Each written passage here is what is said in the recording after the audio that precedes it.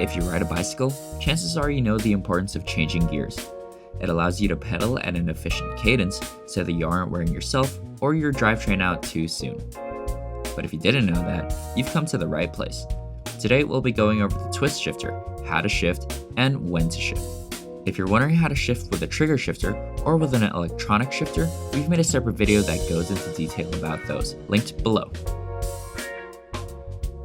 As the name suggests, you shift gears by twisting the grip on the handlebar forwards and backwards. The direction you twist to shift up or down will depend on which twist shifter you have. On some models, you twist forward to shift to a higher gear and backwards to shift to a lower gear, and on others, it's the other way around. Usually, there will be an indicator on the grip that tells you what gear you're in, unless you have an YOLO bike, which gives you a free range of gears to work with, rather than fixed numbers. This means that you can twist to any position to find your optimal gear.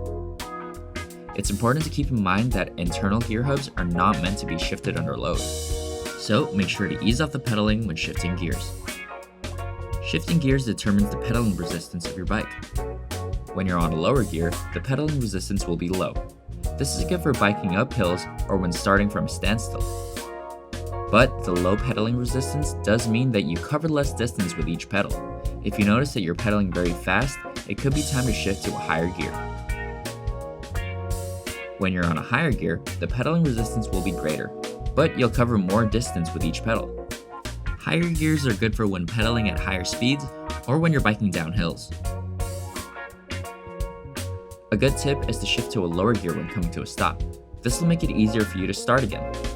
But if your bike uses an internal gear hub, you can change gears at a standstill, which is great if you forget to downshift at a stop. And now you know how and when to shift with a twist shifter. Hope this has been helpful.